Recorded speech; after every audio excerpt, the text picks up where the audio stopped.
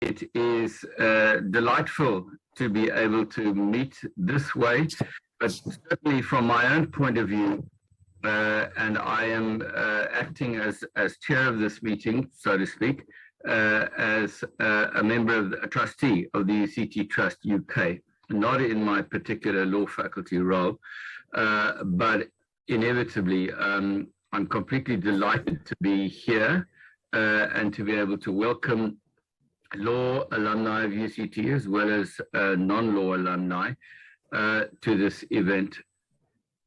I'm particularly hoping next year, come about May or so, when the Trust meets for one of its 2 board meetings of the year, to be able to manufacture a reason to be in the UK at around about that time, and I hope that we will be able to greet each other in person. Some of you will not have seen that the university took the principled and courageous step. The council last Saturday, Senate by an 83% majority in its meeting in mid-September, in principle to require every member of staff and every student of the University of Cape Town with effect from the 1st of January next year, 2022, to be double vaccinated. I just wanted to share one more story about this. The 7th member of my immediate family got vaccinated at 3:15 this afternoon, our 14-year-old daughter, Lauren, and she got vaccinated at the Community of Hope Vaccination Center, which is set up on UCT premises in the Forest Hill Residence Complex, which all of us would know, I think, who visited Cape Town any time in the last 50 years. It's been there since then, although not as a residence, except from 1991. So UCT is doing more than its fair share to make sure that we get back towards a little bit of what we knew before in terms of personal contact. Enough of that from now. The proceedings, the order of proceedings was sent out to everybody, I think. It's going to be my pleasure at the moment to welcome and introduce the Dean of Law.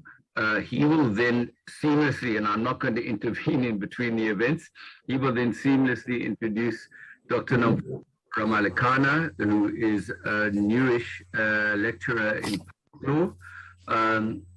She will speak for 15 to 20 minutes, and then I will come back to introduce Honorary Professor Emeritus Justice Dennis Davis, to talk for 15 to 20 minutes.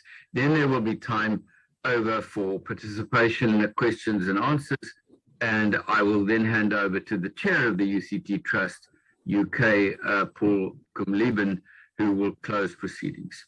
So that's the order of proceedings for tonight. Please, if you're not actually speaking, switch off your mic. I would like, and it was enormous pleasure to introduce the Dean of Law, Danwood Chirwa, who joined the faculty as a lecturer in the Department of Commercial Law, believe it or not, lecturing business law in 2004, but rapidly translated into the Department of Public Law after the achievement of his PhD from UWC.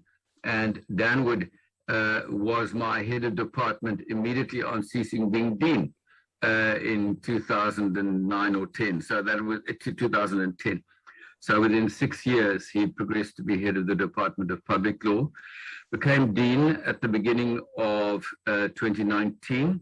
And I'm particularly delighted because to introduce him, because he's an absolutely outstanding scholar and he's an administrative lawyer, which binds him and Barry Dean and me at least together tonight.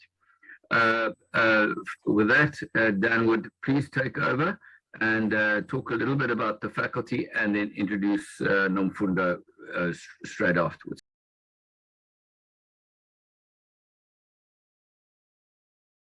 Thank you very much, Professor Korda. Good evening, colleagues. Welcome to this event.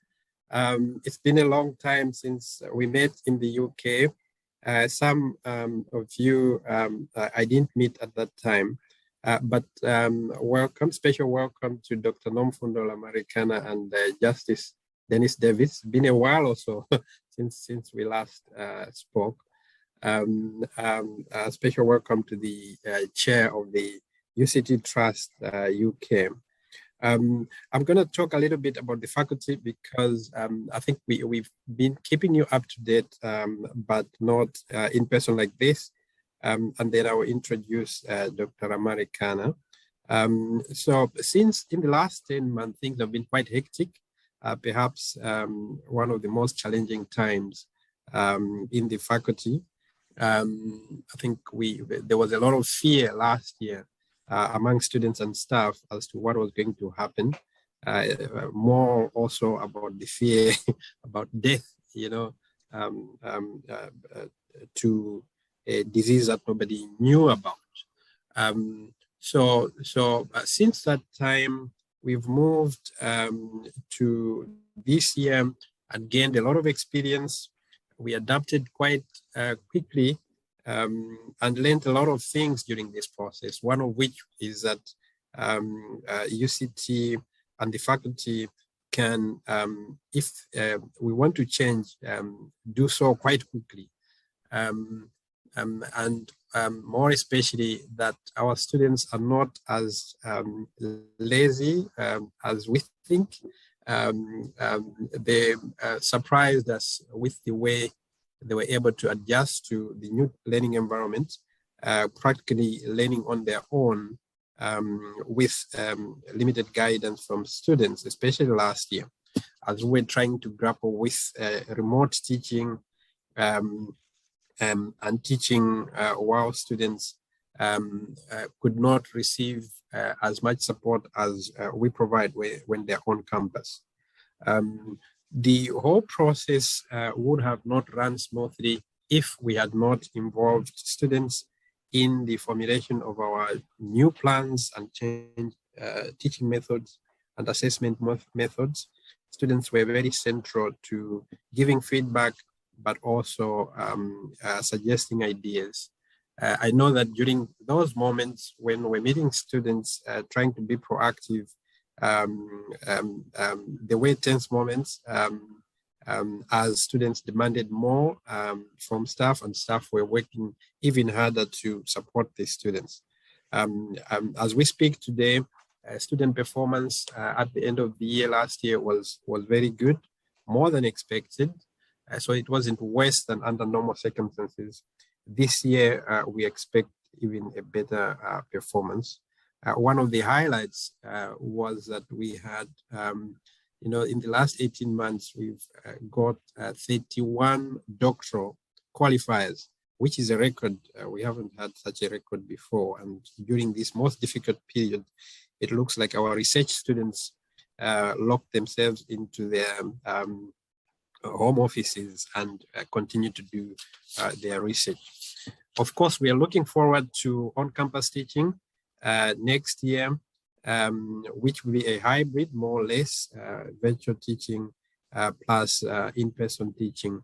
It will be a very challenging year as well, as we'll have to adapt and develop a new way of teaching students again in this mode where they're here and they're not here. Otherwise, while there have been challenging circumstances in the last 18 months, we've still been doing other things, including embarking on a faculty vision development process, which we started in April, May this year.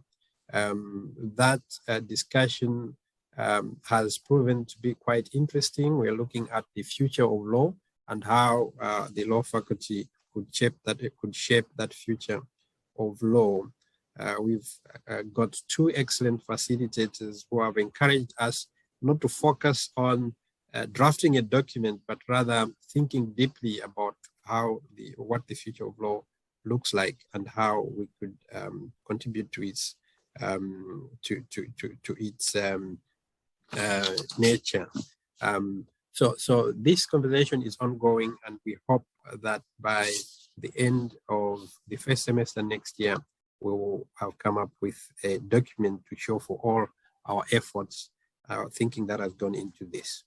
We have also been having inclusivity, diversity workshops, which flow from several surveys that have been conducted in the last few years in the faculty.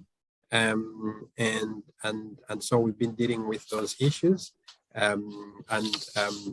In tandem, we have also been setting new equity targets, both numerical targets, but also non-numerical ones. There have been some interesting developments in the faculty at the research level.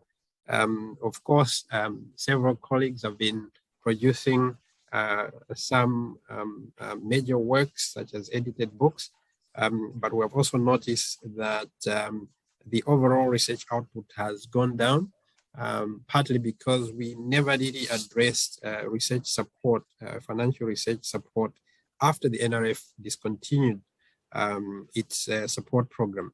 And so this year we have introduced a new research funding initiative that aims to support active researchers and researchers who need to become active, and so that in 3 years' time we should double our research. We have several sources of funding for this. This year we've put in about 2 million, next year probably 1.7 million, and the following year 1.5 million to support researchers. But otherwise, we've established the Intaka Center for Law and Technology and the Law Tech Lab, which is being led by Professor Tobias Schonvetter. We have also established a new corporate law and governance unit under Professor Jackie Yates. One of the exciting things that has happened is that DGRU has developed a constitution app, which the Parliament has accepted for use by all members of Parliament. It's something that we are using students to develop it. So all provisions of the constitution are easily accessible on the app, which MPs can use when discussing certain provisions, and students are writing summaries of cases on specific provisions of the constitution. It's quite a fascinating application. Parliament had something of that sort, but they have abandoned it. And we are entering into an MOU with them. I could also highlight some of the initiatives, such as the MOU we have reached with the Permanent Court of Arbitration and with UNHCR, both of which are very critical to building relationships between UCT and international organizations. At the staffing level, we have recruited some of the most exciting young people in South Africa who have already begun to make a big difference in the faculty, influencing the nature of the debate, but also inspiring others to do research. And Dr. Nomfundo Ramalekana is one such young researcher who has so much promise. We do have selection processes ongoing at the moment in criminology and commercial law, about 4 positions that we seek to fill. We also will have, we'll also be advertising in private law, probably 3 positions.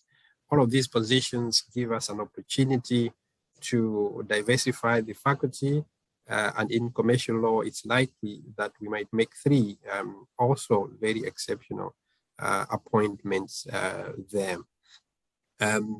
On the fundraising front, I would like to thank all alumni and other donors for supporting us, especially last year, when it became clear that we're going to have tough time.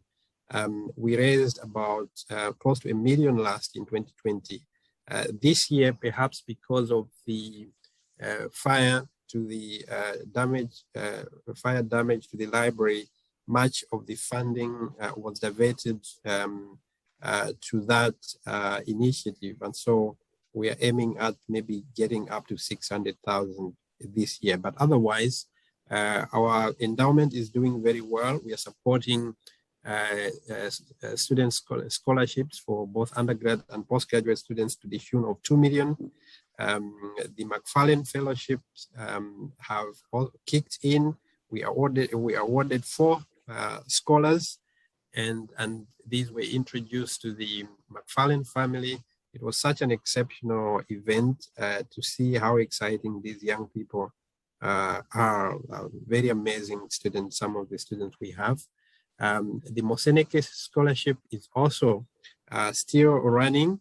This year, we have the first PhD student graduate qualifier to complete, to come out of that fellowship. She was funded for 2 years. We started last year, and this year she already has graduated. And so we do appreciate the funding that you provide to the faculty, both when we are in desperate need, but also when we are in good times. With these remarks, let me introduce Dr. Nomfundo Ramalekana, who is a lecturer in public law and teaches constitutional law. This year, under very difficult circumstances, she took on such a large class for the most part of the year, teaching that program alone. She has a Bachelor of Laws from the University of Pretoria and a Bachelor of Civil Laws from and an MPhil from Oxford University, where she also obtained a PhD in law. While at Oxford, she worked as a graduate teaching assistant and a blog editor for Oxford Human Rights Hub blog. She comes to us with a very exceptional academic record, and we have already seen the impact, the quality that she's brought to the department, firstly, and to the faculty. Welcome. Nomfundo is going to speak about teaching, at a very opposite time as we are dealing with teaching and learning and the challenges of doing it in a space such as the one provided to us by COVID. Nomfundo, welcome. You can go ahead. Thank you.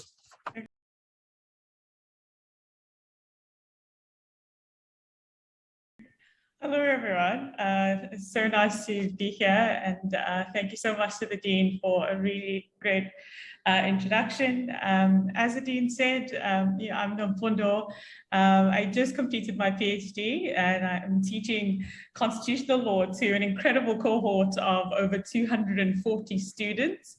So the invitation to join this conversation came as a surprise because I've only just started teaching. I was worried that I would have little to share with you all. But as I was preparing for this talk and in conversation with colleagues and with Gabby, I realized that as a new teacher of law, specifically as a teacher of constitutional law, and as a person who, on account of my race, my gender, and my socioeconomic background, won't ordinarily fit the fold of who you would think of when you thought about a constitutional law lecturer at an institution as prestigious as UCT. Perhaps a combination of all of these identities means that I might be able to bring a unique perspective onto this topic, which is teaching law for the future and some of the challenges and opportunities that we are facing at the moment. So here I am, hoping to share with you what I believe are the key challenges and opportunities to teaching law for the future in South Africa. Before I go into these challenges and before I highlight some of the opportunities I think they bring to us, I just want to start off with 2 assumptions. And these are 2 assumptions that I hope that, and I'm quite certain, having listened to everything that the Dean and Prof Korda have just shared, are assumptions that everybody in this conversation share. And the first assumption has to do with the teaching of law part of the title of my short talk. And this assumption is that I think we all agree that law and having stable legal institution is really important for our constitutional democracy. And more important than that, I think that we all understand the power as well as the force of law in shaping what is and what is not possible. I'm assuming that our experience of law under the colonial and apartheid regimes has made us sensitive to the fact that law can be used to dominate as well as oppress. But at the same time, I hope that we all remain hopeful that law can be the catalyst for justice and reparation. So this first assumption about law itself and its importance in our constitutional democracy frames how I think we should understand the role of law, and specifically what it is that I want to sort of highlight about the teaching of law at UCT. And what I want to say is that against the context of our experience of law in the context of prevailing inequality, this assumption makes it clear that what our responsibility is as a law school is to teach students for critical consciousness, right? And by this, I mean, we're not only trying to impart technical legal skills to our students, we're not trying to make them competent for the corporate world and the legal profession per se, but we are trying to impart something in our students to help them discover the who, what, where, and how of things. And not just any single thing, but the things that matter in our society, right? So in this way, what I hope we're trying to do by the teaching of law at UCT is to invest in both the intellectual as well as the spiritual growth of our students, that we are seeking to essentially educate as a practice of freedom. I hope that we understand that our role isn't just to prepare students for business, but to prepare them so that they might see themselves as a part of this nation, a nation that continues to be in transition, still on that bridge that Marenik was talking about in the early 1990s, a bridge that some have said, and I kind of agree, we have yet to cross as a country, and that they see themselves as a part of this sort of transition. So that was the first assumption, that this is the purpose of the teaching of law at an institution like UCT. The second assumption that I hope we will share has to do with the future aspect of the title. And here I want to assume that while we may have different ideological approaches to this, we do agree that the future that we envision is one where we live in a more just society. At the local, this is a future in which we would have made strides to dismantling inequality that we understand to be rooted in our history of colonialism and apartheid. This is a future that would be free of corruption, that would be free of maladministration of state resources. And beyond our borders, I think we would agree that this is a future of both regional and global justice and cooperation as we grapple with the rub ends of global white supremacy, capitalism, the impact of climate change that affects all of us, as well as the ever-present threat of war. And following the last few years, the ever-present risk of disease. And we are then committed to a future where there is global justice and cooperation in a way that we haven't really seen in the context of a COVID-19 pandemic, where we know that there are many countries as well as Big Pharma who continue to hoard resources and are using the codes or the language of law to do this. So I guess the assumption here is that we agree that this future, the teaching of law for this future, is towards this more just world, both at the local as well as the global.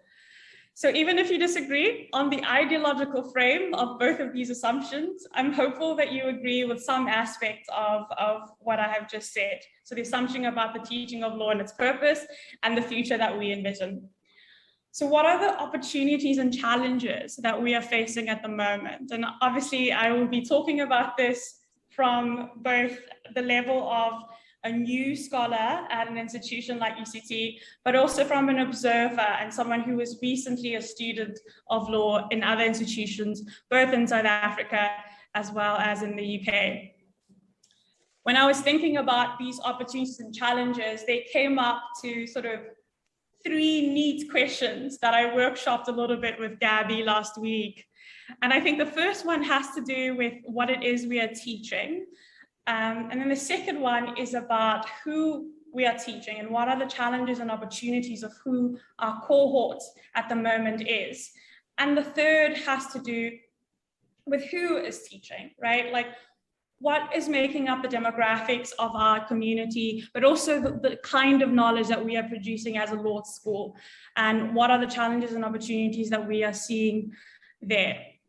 So following that, I will discuss all of these three neat questions.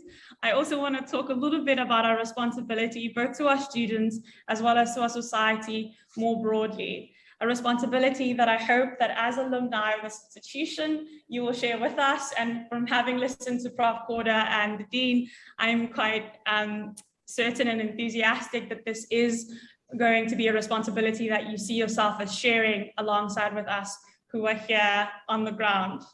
Okay, so let's move on to the first question. And I think the first area where I see both challenges and opportunities has to do with what it is we are teaching. We're noting the first assumption that I talk about, so the teaching of law. I alluded to the fact that as a law school located in South Africa, our pedagogy has to be towards the intellectual and spiritual growth of our students, right? We should not see ourselves as merely a place for vocational training, but we should essentially see ourselves as an institution committed to critical consciousness. And this is going to require us to do something that our students have already asked us to do. And this is to decolonize legal education and to take this idea very seriously in what we teach as well as in our methodology, so how we teach.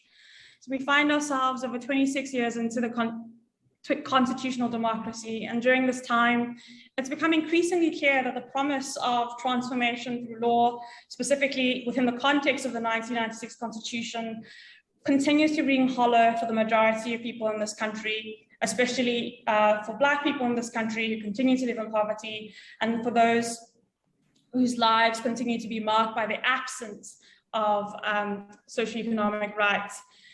What I understand then to be a decolonized legal education is not a throwing away of what law is, but a re-envisioning of the sources of law, as well as a contextualization of law as is for our current society, right? And what I mean by this is when we teach about the different requirements of valid contract, which is an example that is quite often used, a decolonized approach would require us to embed this analysis in the reality of unequal bargaining positions that exist in the market, right? In an analysis of how our specific experience, this unequal bargaining position is particularly marked or shaped or coded by race, right? Again, another example, when teaching about the right to property, it requires then that we have to mention the history of dispossession, the history of pillaging of land under colonial and apartheid regimes.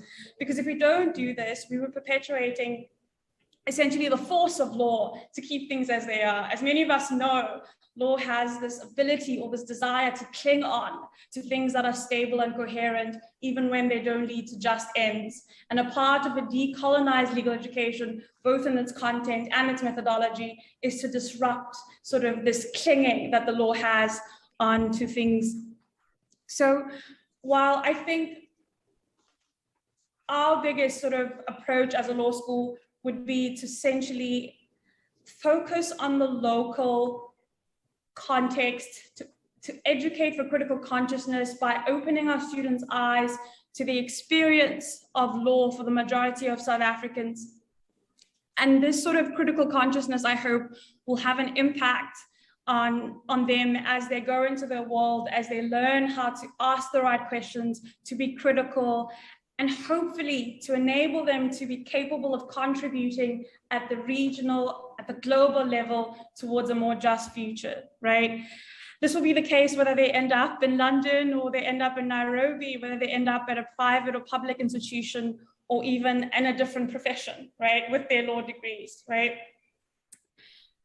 Our challenge here, if as a law school we do commit to this, we do commit to a decolonized legal education, a commitment to a method of teaching for critical consciousness rather than teaching people for the profession, is that we would actually be working against what the market is asking from us, right? I'm certain that we all know that a few years ago, I think I was still in my undergraduate years, there was quite a furore about the quality of students who were coming out of the law schools, and the law firms were complaining that our graduates were not equipped with the kinds of skills and tools that would enable them to function in the corporate environment. I believe that our challenge as a law school is to resist this pull towards creating the correct form of technocrats. Instead, we have to stand firm and focus on teaching in this mode that I've just described, for critical consciousness, focusing on the intellectual and the spiritual growth, focusing on enabling our students to becoming full participants and committed people in our society. And as our students leave us, let it be that what they have beyond the technical ability is a commitment to justice. And I think that is sort of our challenge then. And I think how we grapple with that will depend on the extent to which we are able to insulate ourselves as a law school from the influence of the market, right? And we do that by ensuring that we have adequate resources that will allow us to be insulated from the market and to focus on this critical legal education instead of trying to heed what it is that the market demands of our graduates. So that's sort of the first aspect, this challenge and opportunity that I think relating to what it is we are teaching and the kind of graduate that we want to leave our institution. So the second one relates to who is teaching. So when I first interviewed for this job, I don't know if the dean will remember, but one of the questions that I asked the interview panel was the level of commitment that the institution had to increasing the representation of Black staff, academic staff, as well as women. And I cared about this because I cared about sort of not the fact that just having more women or more Black people would itself lead to any radical transformation or change, but because I really believe that if we are going to commit to an education for critical consciousness, a decolonized legal education, we would also have to bring in different perspectives into the classroom, different experiences into the classroom. More important than that, I think if we are going to be a law school that is committed to justice, then we have to actually do the work of eradicating and redressing patterns of inequality that have historically led to the hegemony of white males in the academic legal profession to start with, right? So as a law school that is conscious of this history of our country, of its own history, and which is committed to participating in the struggle for a more just society, I think then we would have to prioritize transforming the face of who is teacher, but not just the face, but the idea of who is capable of creating knowledge within our context, right? I believe that this is going to benefit our students, but it will also benefit what the dean was talking about, our research outputs. What it is that we produce will be hopefully the forms of knowledge that will respond to the needs of our society today and in the future, right? It will also serve the symbolic and powerful function in the sense that those who have been previously excluded from these prestigious institutions, specifically from the institution of law, will see themselves as represented, but also see themselves as capable of creating knowledge in this context. So I am a beneficiary of a program called the New Generation of Academic Practitioners Program, which is called the NGAP. And it's a program between the Department of Higher Education as well as universities across the country. And it aims to help increase the representation of Black academics in higher education, right? But the challenge for any university, including UCT, as well as the law faculty specifically, which was one of the questions that I asked during my interview, is the retention of Black as well as female academics. And I think it will require a commitment to providing resources, which the dean talked about, as well as sort of a commitment to changing some of the dominant cultures within the law school to make space for more inclusive and more openness to difference. And some of the work that we are currently doing that the dean has been running, so a lot of inclusion workshops, working on the vision for the faculty are all part of this process of not just getting new teachers into the classroom, but getting them to have resources to produce new forms of knowledge, but also getting them to feel as if this is an institution in which they can belong, in which they can build, in which they can essentially give to. And I know that this won't happen overnight, but I think it could help our law schools stand with law schools across the country who are making similar commitments. And again, here I think the involvement of alumni is going to be integral to this process. Changing the culture of a university, changing the culture of a law school specifically, will require the insights of the whole community that has been a part of the institution in past and is building towards something new, something more inclusive, something for the future that we talked about earlier. I'm almost finished, but I'm going to touch on, I guess, the final of the 3 need questions, and this has to do with our cohort of students. There's no doubt that the racial as well as the socioeconomic backgrounds from which our students are coming from has changed, and this has been for the better.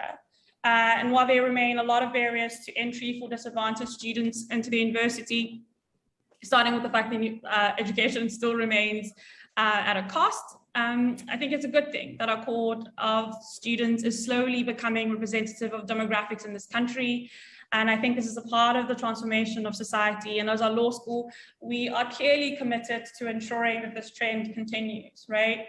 And I think more important than that is this commitment, again, to changing the norms that have historically catered for a specific kind of law student, right? And sort of opening up the space of who can be a law student and how might we actually essentially open up our space in the law faculty for them, right? And I think in practice, what this will mean is that it will require us to provide adequate resources to students who may, on account of class difference or having not received adequate training in high school and may struggle to fit into the culture as well as the modes of teaching and examining in an institution like UCT, to provide these students with support. And what this looks like in practice will vary from year to year. It will vary based on the individual needs of students as well as the needs of specific groups of students. But what will be clear, what I think is clear, is that the law school has to commit itself to designing as well as implementing programs that will recruit, fund, as well as otherwise support these students. And I think this is particularly important during COVID, where we saw a big retreat from a lot of students who had to return home and who had to work under very stressful conditions. Some of them may have not had desks, a special space to sit on, to study. Some of them had to have access to sort of internet provision because they didn't have the infrastructure at home. And just in seeing that and knowing that our cohort of students is coming from all of these different socioeconomic backgrounds, us then having to take on the responsibility to provide resources so that we ensure that the existence of difference doesn't allow the entrenchment of inequalities of outcome in relation to how students perform, as this would pull away from sort of our commitment to, I guess, a more just future, right?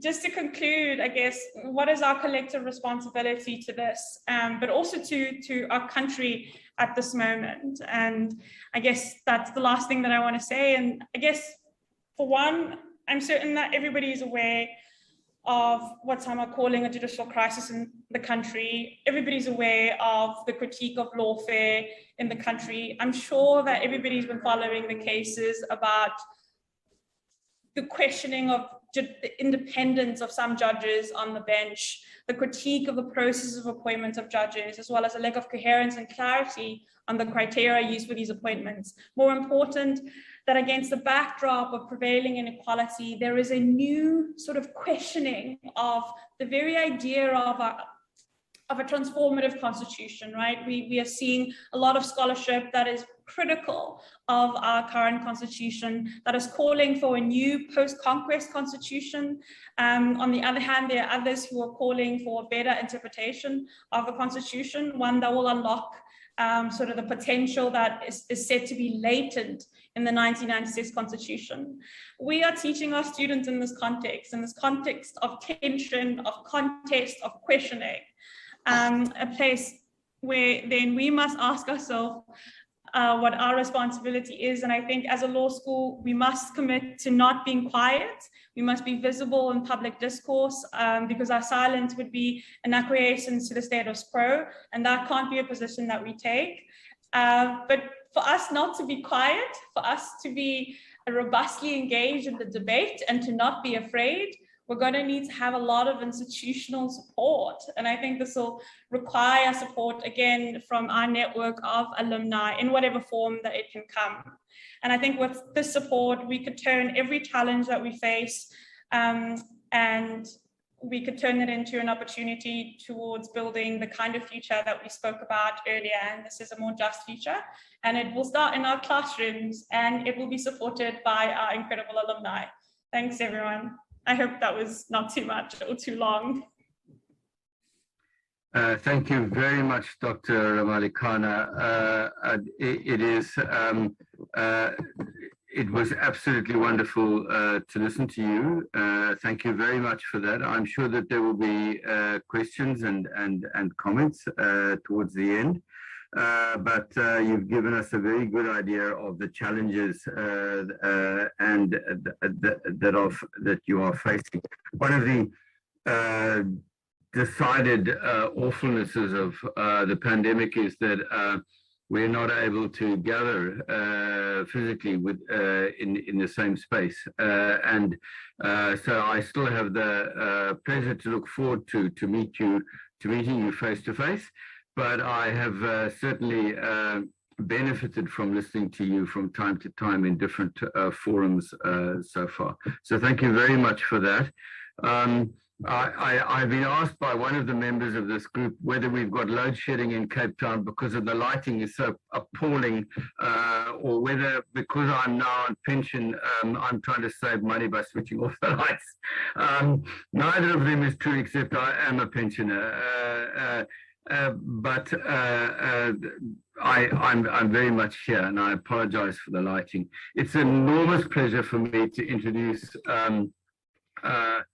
a friend of almost getting close to 50 years standing, a lecturer, a former lecturer of many of the people here tonight, a distinguished judge and an even more distinguished social commentator, as well as a constant irritant to all forms of authority in many spheres, and a polymath, as those of you who have attended some of his lectures on music, football, history, and all sorts of other things recently would have encountered. Dennis Davis was described, I had occasion this afternoon to look at a chapter written by Cora Hoekster in her edited book, The Judiciary of South Africa, 2015. Her chapter on non-judicial activities, the participation of judges in non-judicial activities. And there Dennis Davis is described as being a famous TV personality, but also a robust participant in academic debates. And she cited some of his interactions with some of our colleagues in the faculty in the footnote. I was glad to see that. Enough of that. Dennis is going to be talking about the rule of law, and there'll be much which will be of enormous interest to everybody. So Dennis, please go ahead. A couple of points, but one in particular in my introduction that Dr. Ramalekana raised, because when she spoke about teaching, I was delighted to see that Barry Dean was here. You know, it's interesting, perhaps as I've got older, I've thought about this more, because you kind of worry about all the students you've had in your time. But it's interesting the extent to which I think lecturers can shape the life of a student. And when I look back on my time at the UCT Law School as a student, three names really come to mind. Solly Lehman's criminal law, David Knight, who I had the honor as it were to have had as my lecturer in my final year, and Barry Dean, who taught both administrative law and a quite extraordinary, brilliant course in comparative law. And in fairness, it was Barry Dean who got me into academic life. So I owe him an incredible debt, because he really in many ways made an incredible contribution to my own life. And so I'm delighted that he's here and I've got the opportunity of paying tribute to him, because people forget these things. and they shouldn't. I've been asked then to talk about the rule of law, and a couple of the points that have been made already are relevant to what I want to say. Let me commence by saying, if one is going to talk about the future of the rule of law in South Africa at present, one I think has to take into account an economic reality which Dr. Ramalekana raised towards the end of her talk, and rightly so. Let me make the point quite upfront. There seems to me to be no basis to have any confidence that a society can perpetuate, strengthen, develop, and sustain a constitutional democracy if it is an island in a total sea of inequality and poverty of such a sustained kind that the vast majority of people see no benefit in the institution of constitutional democracy itself.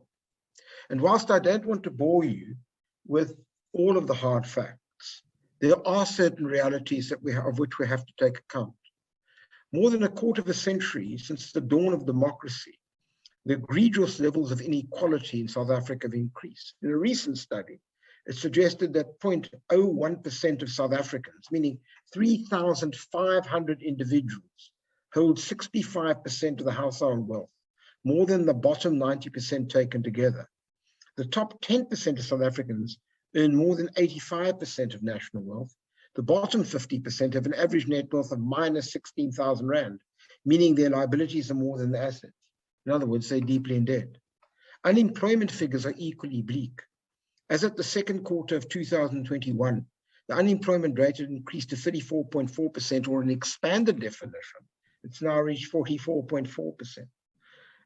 That figure comprised an unofficial employment rate of 7.8 million, 3.3 million people available to work, but who are discouraged work seekers, and about 800,000 who have other reasons for not searching. We've reached levels of poverty which are stark and grim, and I don't need to give you further statistics to make you feel more gloomy. The substantial point about it is that this poses significant effects for the rule of law in general, constitutional democracy in particular.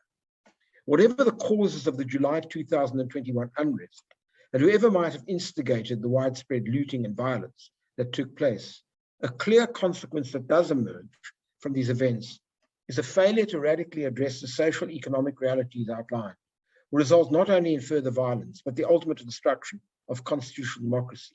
Put bluntly, populism led by an authoritarian leader finds fertile ground for growth in such situations.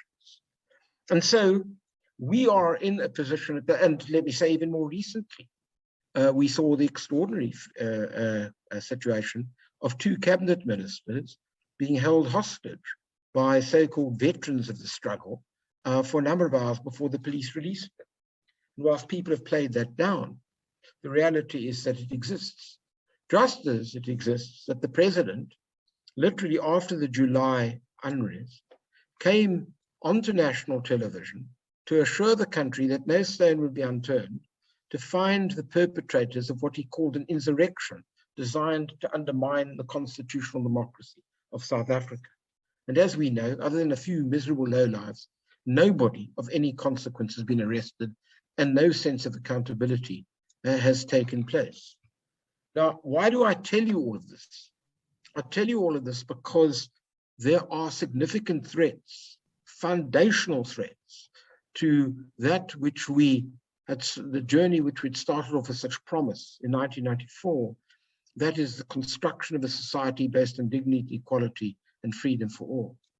And if you have a society in which the historically disadvantaged, as one euphemistically calls the vast majority of the population, being Black South Africans, are the same as presently disadvantaged, or to put it more starkly, if essentially race and to some extent class are the barometers of whether you are going to have allocations and distributional resources and to what extent, then what you've got is a complete disconnect between promise and reality. Dr. Ramalekana spoke about some of the academic writings which have criticized the constitutional project. Frankly, I'm less worried about them than I am about the grinding realities and degrading realities which most people encounter in South Africa on a daily basis. And so it's in that context that one also then has to ask oneself, well, so what is then the project? What is the possibility of South Africa continuing along its constitutional journey, continuing on a journey which to a large degree would be predicated on law and on the rule of law being meticulously applied? And within this context, a number of observations should be made. It follows from what I've just said that one of the big problems that we face in South Africa is effectively that we have not constructed a South African identity which embraces this constitutional vision. And that's unsurprising, because when you have the economic context, which I've briefly sketched out for you, well, it must follow that it's hard then to actually reconstruct an identity of a country which essentially would be united in its diversity. If racism, sexism, and other forms of prejudice continue apace and are played out on a daily basis in the townships and in the rural areas, well, then it does stand to reason that the criticism of the constitutional project just becomes all the more intense. And in effect, we have divided on all sorts of levels so that identity politics, in a sense abstracted from the economic reality of the country, has become the order of the day.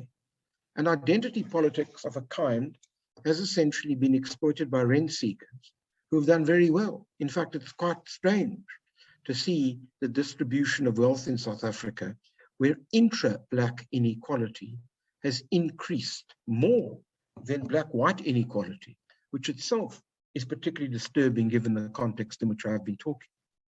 And so there are significant failures of an identity project which would effectively allow us to embrace the country as a whole. And forget about the odd experiences that we have at the World Cup or winning the World Cup, as the case may be. That is certainly insufficient. Then, in addition to which, as has already been mentioned, there is the question of lawfare. And what that has effectively meant is that the breakdown of politics in South Africa has resulted in all manner of disputes reaching the courts. You would have probably heard of what are called the Stalingrad Tactics. That's the attempt by certain lawyers to essentially assist their clients by raising every single kind of interlocutory objection to a case that is possible, ensuring that no cases are disposed of and therefore no consequences before their clients. And the courts are consistently clogged up with these particular cases. As we speak, we've got the trial of President Zuma, which goes on and on and on. We have the extraordinary situation of the Judge President of the Western Cape, of whom the Judicial Service Commission did finally make a finding to the effect that he should be impeached. And now there's a review application before the Gauteng High Court about that decision, which, if precedent follows, will only continue right through until it gets to the Constitutional Court. We're also told that Dr. Mkhize, the disgraced Minister of Health for the so-called Digital Fibes case, is about to launch litigation as well. I mention these three, not to talk about the merits of the cases, but just to say the extent to which politics now infuses the law, making life extremely difficult for judges, and in which, as a result of which, the judiciary has been increasingly panned by all sorts of critics, v-day Mr. Zuma's latest outburst to this effect. Then on top of that, you've got a couple of other features which I need to draw your attention to. There is the further problem that the courts at present are probably the weakest they've been for the last decade, if not more. The Constitutional Court, believe it or not, at this particular point in time, probably has between 4 to 5 vacancies. It's a bit unclear whether who's going to be the new Chief Justice now that Chief Justice Mcfarland is retired.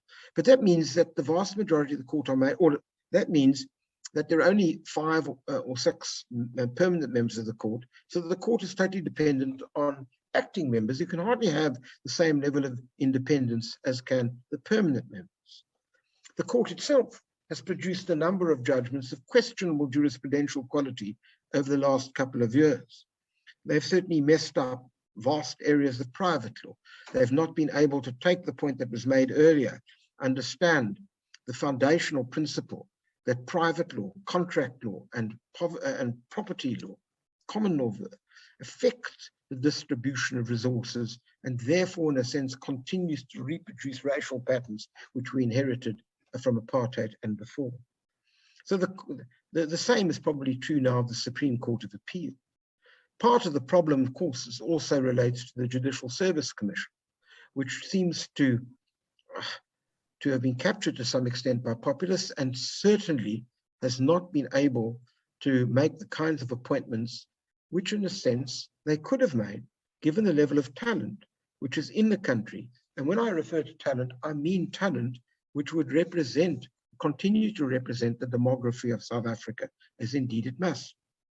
It is interesting that, of course, there have been celebrated cases, and one needs to mention them. Began, I suppose, with my old classmate, Jeff Badlander, and Jeremy Gauntlet. It continued with Halton Cheadle, another one of our distinguished professors, couldn't even get a job in the Eastern Cape. And now, of course, it's been the case of David Unterhalter. Now, leave aside the merits of all of these. Point is that these are very talented people. And what this has all descended to now is not a question of discussing whether their merits are good enough, but in a sense, a division of identity politics, where certain groups would say, well, we don't want a white judge at all. And many white people saying you didn't appoint him because he was white. And it's an extremely unhelpful and dangerous discourse. The truth is we've got to get beyond that if we are going to essentially, as it were, retain the rule of law as a viable principle and as an operational principle in a fraught political context. And therefore, a number of things have got to happen.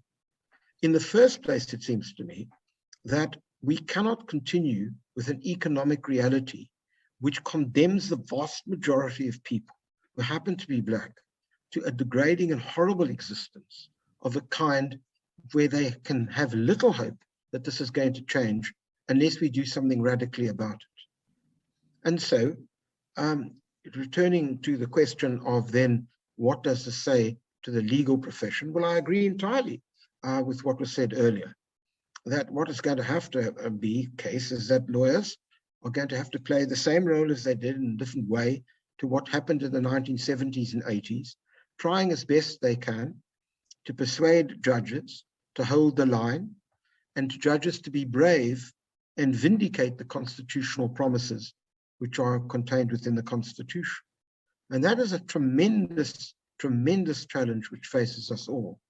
In the final analysis, it seems to me that this country is now very much at an inflection point. What happened in July this year, and more recently with the cabinet ministers, are not, in my view, exceptions to the rule. There is a vast wave of unlawlessness in the country which is not being dealt with. It is accompanied at the same time by inept policing, a weakened national prosecuting authority, a South African Revenue Service which is just about being recovered from the decade of state capture, and a discourse which has divided people rather than, in a sense, united them. So you may say, why didn't you talk about, whether Dicey's principles of rule of law will apply in South Africa going forward in future? Because all of that depends upon this broader context in which I'm speaking. And I, for one, am extremely anxious at this point that I'm not sure which way, as it were, the legal cookie will crumble. It may well be, as Jan Smuts said many, many years ago, in South Africa, never the best nor the worst ever happens.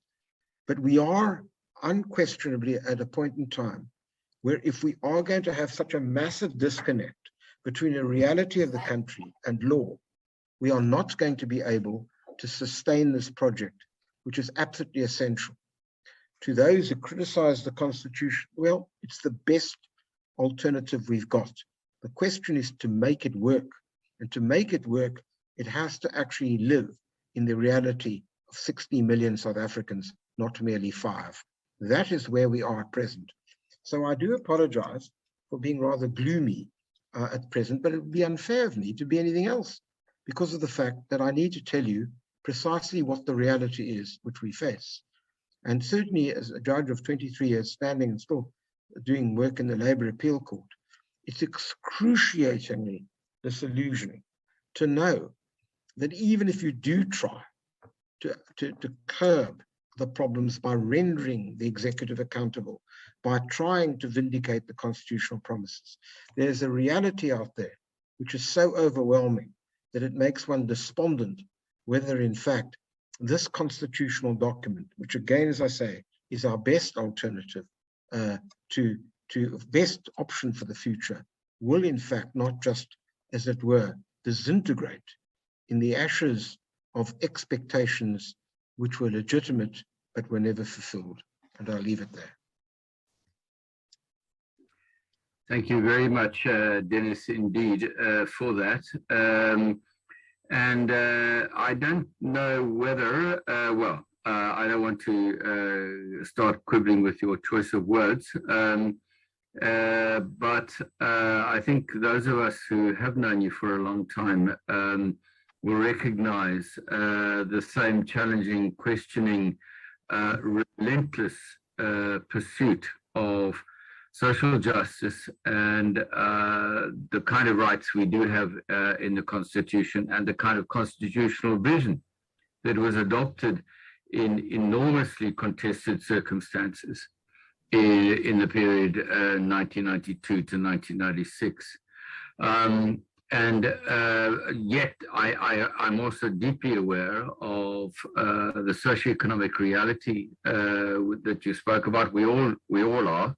And Nomfundo spoke about that too.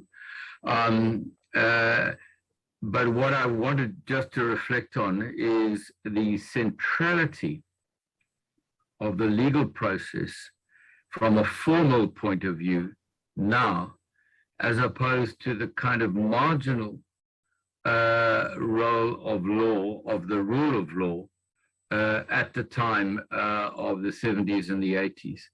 I would like to suggest it was far more difficult for law students, law academics, law practitioners, and the handful of judges on the bench who wish to pursue justice while administering the law then than it is now. There is a framework on which to rely now. Whether you're going to be heard in the courts or not is another question. Thank you, both speakers. We have about 15 minutes or so for comments to be made, questions to be asked.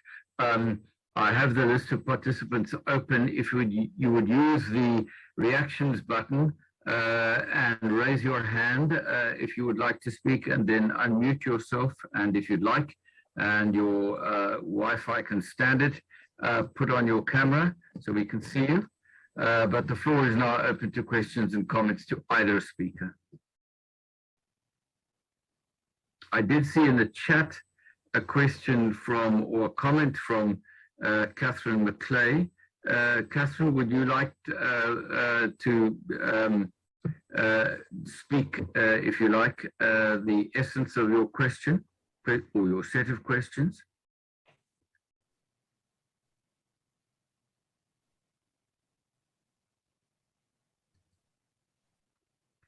Perhaps I can just read the last bit of it. How can the law, the legal profession, and Chapter 9 institutions better encourage the proper performance of the government and the government departments? Earlier on in her submission, which you can see on the chat, she talks about the implementation of the Constitution in the kinds of unequal and poverty-stricken socioeconomic circumstances to which Dennis Davis referred. Dennis, would you like to respond to that, and Nomfundo also? Yes, of course. Because I just wanted to say one thing before I get onto that. Nomfundo made a point that really I wanted to endorse, and in fact encourage her and others, if I may. And that is, I think that academics are no longer participating in the public discourse the way they used to. And being a judge is a lonely business, and we don't get enough academic comment at all. As indeed was the case, many years ago, from all sorts of people. And I think particularly of John Dugard, Tony Matthews, Byron Fanike, Etienne Muranic, just to name but four. We don't have that, and I think it's very important that when Nomfundo spoke about actually being not quiet and articulating this is something which is really very important in a manner which shouldn't just depend on a bunch of old white farts, if you don't mind me using the term, in this regard. It's got to be something where we all feel that we're in this boat together. In relation to the question that you've posed, Huey, it's an interesting question. As a judge, one of your problems that you have is you can give as many orders as you like, and you can craft supervisory interdicts, which from time to certainly I started in Grootboom, and there were many others thereafter. But if you've got a broken state, if you've got a state that doesn't actually is not able to implement the orders, or in some cases just obdurate about it, then you have a problem. And there's no doubt that some of these institutions have done splendid work.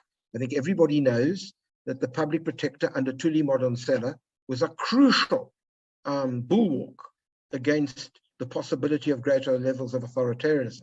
But as I say in Afrikaans, kyk lyk ons nou, with regard to the new public protector, or the public protector's been for a while, he's been nothing short of a disgrace. And so, yes, it can be an important institution in the case of someone like Professor Madonsela, she now is, and cannot be. I think, notwithstanding my remarks about the courts, when I look back on the past 20 years and going back to what Hugh had said, I would say that up till now, but that's why I'm sounding a warning now, up till now, the courts have been better than at any other time in South African history. And I want to pay a lot of tribute to many of my colleagues who I know came under a lot of pressure and have been very, very brave in difficult circumstances. Yes, it might not have been, it is true that the security police don't knock on your door in the way they did in the 1980s, although in fairness, if you look at there's so many assassinations of politicians now that one must not forget about that either. But at the end of the day, the courts have done pretty well until now. The question is whether they can continue to do so. And the broader question arises as to how you actually, as it were, have court orders in circumstances where the state is unable to implement them precisely because of all the difficulties which are known to all of you. Thank you, Dennis. Nomfundo, would you like to respond to the question? No. Yeah, I think we can move to the next one because we don't have time. I'd rather the speakers have a chance to talk. Okay. I have an indication. Thank you, Nomfundo. I have an indication from Mel Lipton. Mel, you're on the screen. Would you like to unmute yourself and then ask your question, please? Am I unmuted? You are. Please go ahead. Well, I want to thank Dennis for his excellent contribution. I agree entirely with him about the urgent need, the priority that should be given for redistribution from the small group of very wealthy people in South Africa, inter alia by South Africa giving support to the international effort to close down tax havens. But whenever I raise this with people in South Africa, they always, amongst other things, object on two particular grounds. One, they highlight the fact that the middle class is already heavily taxed. But of course, that's not what we're talking about. And at least I don't know, I assume that's not what Dennis is talking about. But I think those who are trying to get this argument across need to emphasize that that's not what's being aimed at.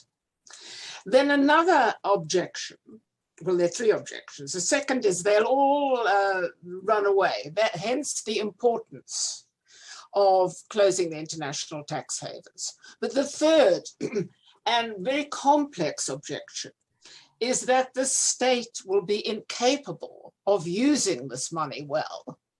And in fact, there'll be a great deal of theft from it. So it's a sort of chicken and egg argument in the sense that you cannot improve services. You can't improve the educational system, the health system, the housing and all that, unless you have more resources. But how can you improve implementation? And I think that needs to be grasped. In fact, Dennis doesn't by any means deny it. And one has to put that on the agenda as well. And amongst other things, point out how much progress that South Africa has made in comparison with other countries in exposing the degree of corruption and mismanagement. I mean, we have a huge amount of that in the UK where I'm based, both of the mismanagement and of the cronyism and corruption. Nowhere do you have a Zondo commission and where it is so systematically exposed. So I think the advantage, the progress South Africa has made should be highlighted, as well as seizing hold of this issue of how do we all in different ways contribute to dealing with this. Thank you, Mel, as ever, for your wonderful contribution. Dennis, very briefly. Very briefly. Very briefly. I'm sure there's some much more interesting questions about teaching, which Nomfundo can answer far better than me. May I say this, Mel, you're quite right. It irritates me enormously when I hear this nonsense about, oh, we pay too much tax. In a country where if you're earning nothing, you're paying 15% VAT on your products, on stuff that you buy. Poor people, very poor people. And so the truth about it is, you know, it's all very well for people earning R1 million or 750,000 or even 600,000 rand, moaning and groaning. At the end of the day, people who are earning nothing are paying their commensurate share of tax. And the truth is, what we have found in South Africa is an immense level of tax evasion at the higher end. The Commissioner of Inland Revenue and I both reckon we collect roughly 1.2 billion, 1.3 billion a year, trillion, sorry. And we think there's between 100 to 200 billion, which we don't collect every year because of tax evasion, not through middle class, but through higher end, which you think of as extraordinary. And then one final point about it is, I think the question of middle class people moaning about tax is to understand this, that many people, that we were a very lucky country to get away with the smooth transition that we had. Yeah. And we all owe, right, it to the country to make a contribution to ensure that those at the bottom, the vast majority, actually are able to live a rudimentarily dignified existence, which by goodness they don't at the moment. But I could go on, Hugh, I won't. Thank you, Dennis. There's a question which I'm going to ask Nomfundo to respond to in the chat from Keith Herman. Thank you, Keith. How best can the law school craft student learning journeys that embrace the challenges of the country in ways that they can take these foundational and transformational experiences into their future lives so that it truly goes with them to have impact in society beyond getting a piece of paper called a degree? I think that was the essence of it. So Keith has asked, and Keith I do know that Keith is involved in higher education in the UK. So there's somebody who's taken his law degree and done something marginally different with it. Would you like to respond to that, please?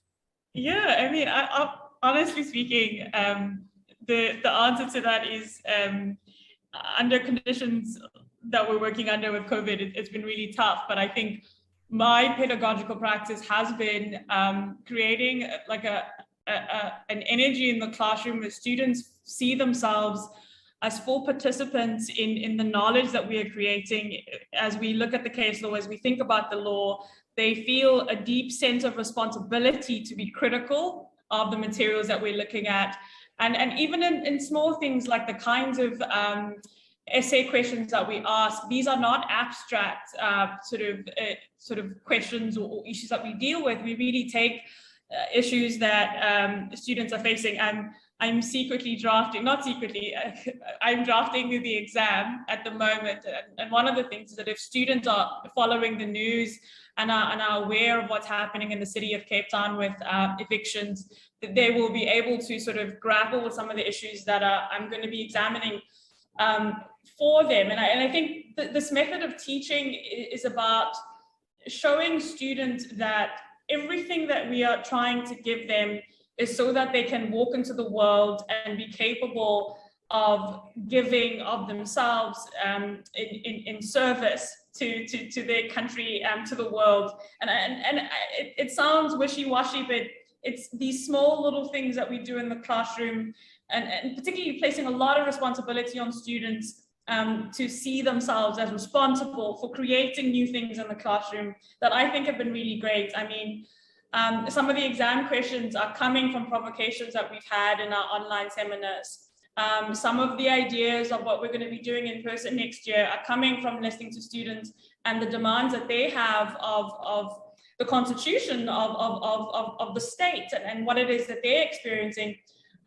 Judge Dennis Davis was talking about the unrest, as some have called it, that happened. I mean, the level of violence that we experienced recently in South Africa, and we held a forum in our classroom, and the question there was, what does the rule of law mean? And we were talking about Dicey earlier, under these conditions, and it was a provocation that was brought by the students. So that kind of classroom environment that is based on co-creation of knowledge, but also placing a lot of responsibility of students, and in seeing the law not for the exam, but for the future. It has been what we've been trying to do in our constitutional law classroom. And I know my colleagues are doing something similar. I hope that our students are going to take this with them wherever they go. But obviously, the big five law firms pay really high fees. So, but I am hopeful from what I'm seeing in my short time at UCT and what I'm hearing from my colleagues in other law schools as well. I just wanted to answer a little bit of that first question. I think that, and the Dean is here, and we've been having this conversation a lot. I think the law school must always be at the forefront of discussion. I mean, a lot of these issues that we've been grappling with recently are having to do with public law specifically. And the public law department, in my opinion, should have been at the forefront of public engagement on a lot of these issues. But there is so much fatigue. And it's not just COVID-related fatigue.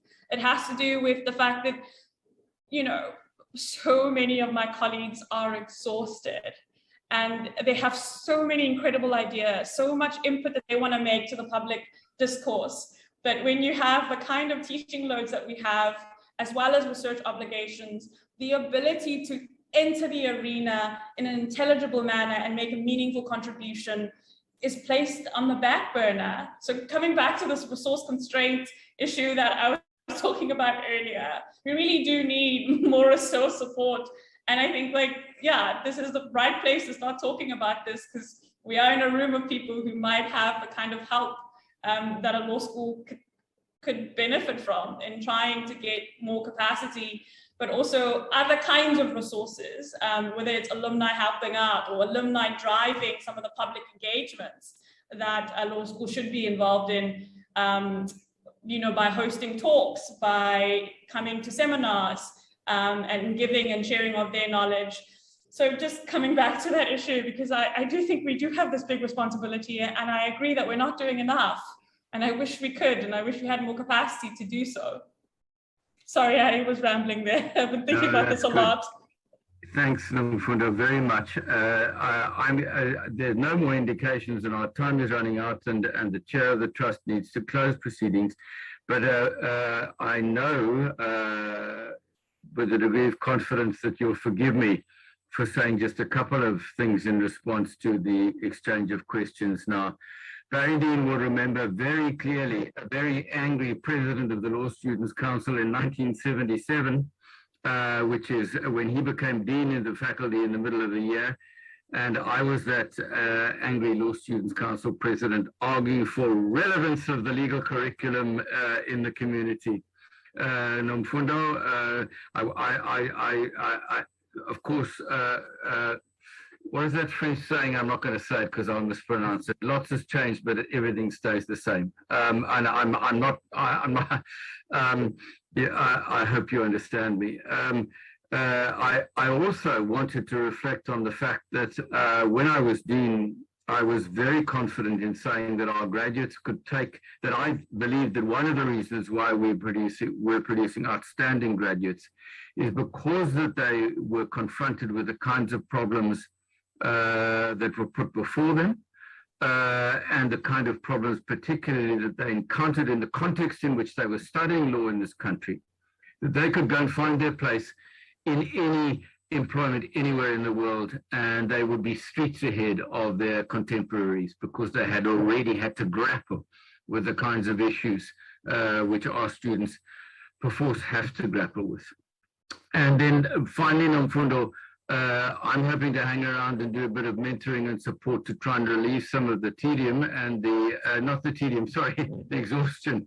But let me say this, that as we have over the years, our dear colleagues in commercial and private law must be equally confronted because the law of contract is at the basis of many of our legal relationships, and the commercial enterprises have been challenged and the commercial law, so they are equally co-conspirators and must be with us. Thank you all, and particularly thank you to Angela and Amelia of the UCT Trust UK for putting this together, ably, more than ably assisted by Gaby Ritchie in Cape Town. Marcus Bowman reminded me that our 45th anniversary of our graduating class is going to be next year, and I'm already started agitating for an in-person gathering in Cape Town in about a year's time. If Boris Johnson keeps us off the red list. So I hope we will be seeing more of these types of occasions, both online and in person. And I want to say on behalf of the UCT Trust UK and the Faculty of Law, the faculty outreach of the UCT Trust UK started with the law faculty in 2002 when Dennis Davis and I visited with Stuart Saunders. The alumni have ensured that the law faculty endowment is way the biggest of any faculty within the University of Cape Town, and that is from the smallest faculty. So thank you for that. Thank you for attending tonight. And I'm very happy to hand over to another member of the class of 1977, although he got his LLB from elsewhere. He got his BA Law from Cape Town, Paul Kumlieben, who is the chair of the trust. Thank you very much. And to all three of our other speakers. This really is an occasion on which you miss an in-person gathering. I can only imagine the chat that would be following over a couple of glasses of decent, if cheap, South African wine in a conference room somewhere in London as a result of all those contributions. First of all, Danwood, thank you so much for a brief update on the faculty. It really is good to hear of the exciting range of initiatives that you have going, and also to have heard more about how you handled the very difficult circumstances in the last 18 months. From what I've heard from other sources, including some of the students, it's really been a wonderful effort that you and your colleagues have made over this time. And I think there'll probably be longer term lessons to take into the teaching going forward. And to Dr. Ramalekana, thank you so much for telling us about this current initiative. I think your energy and intellect will contribute mightily to this effort.